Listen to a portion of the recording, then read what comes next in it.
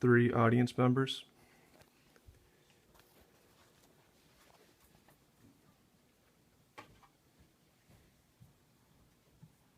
Hi everyone, my name is Matt Yourstowsky, and today I'm going to talk to you about the moon landing hoax and how the US government and NASA lied to you and to I. I care about this topic, and you should care about this topic based on the fact that NASA and the national government lied to us about the moon landing. The main points I'm going to talk to you guys about today are the pictures taken of the moon landing, how there are no stars in any of the pictures, the flag blowing, the crater, different shadows, who actually took the pictures, and the footprints of the astronauts. Now the first picture is a picture of Buzz Aldrin and the flag and the module in the background. But the main thing I want you guys to look at, that there are no stars present in the background. None at all. And according to Fox, NASA would have had found it impossible to map out the exact locations of all stars for the hoax without being rumbled, and therefore left them out. And what he's saying is that when NASA actually took the picture, that they would have found it's almost impossible to find the exact locations of all the stars to make this picture look like it's actually real, and therefore they just said leave them out. And another thing that I want to say is that there's no water on the moon, and therefore there's no clouds on the moon. Therefore, stars should definitely be able to be seen in every picture taken on the moon, and especially in this one with the horizon in the background. The next picture is going to deal with Buzz Aldrin and how the flag seems to be blowing in the wind. As you see here, once Aldrin plants the flag is actually blowing on the moon.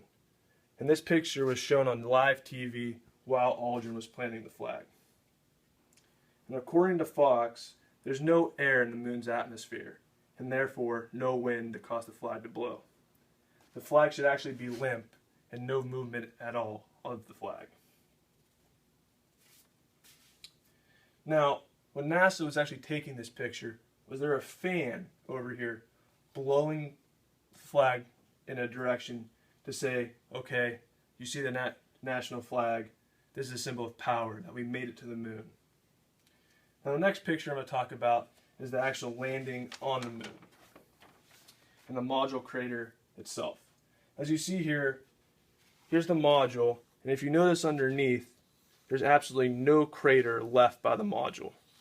With this thing traveling thousands of miles an hour to reach the moon, when it comes in contact with the moon's surface, it should in fact leave a huge crater as to where it marked its landing. And according to Bassett, there had been a huge blast crater underneath the lunar module to mark its landing. As I showed you guys, there's no crater at all. And to be honest, there's no dust even splattered about as to say, okay, the module actually did land. It almost looks as if the lunar module was placed there by NASA as like a prop almost. Now, the next picture I'm going to talk to you guys about is the shadows of the astronauts. And as you can start to see here, that the astronaut's shadow and also the lunar module shadow. But it's shown more clearly in the next picture of Armstrong and Aldrin when they're planting the flag. Now notice that Aldrin's shadow is about 3 times the size of Armstrong's, which shouldn't be the case. You and I both know when you're outside and the sun's at your back with somebody next to you, no matter your height, the shadows should be almost exactly the same in length. Now, was this a faulty lighting system by NASA, or did they just kind of forget about it and say, okay, this looks like a good picture, let's use it? Also, Fuller states that the shadows given off by the astronauts are completely different in lengths, which you can clearly see that Aldrin's and Armstrong's shadows are not the same length. Now, for the next picture, I'm going to start with this picture. Think about it, guys. Who took this picture? Supposedly that there was only 2 guys on the moon, Aldrin and Armstrong. So who could take that picture with those 2 standing there? Now the picture I'm going to talk to you guys about, which the cameraman, is going to be the reflection in Buzz Aldrin's helmet. And this picture was taken there's no camera here, guys, as to say, okay, there's a camera man. Now, you and I both know that in order to have a picture, there has to be a cameraman. And in the reflection, there doesn't seem to be a camera. So who took that picture? Did NASA take this picture in a studio and say, hey, there's our camera guy, but we need to crop him out with Photoshop or something like that?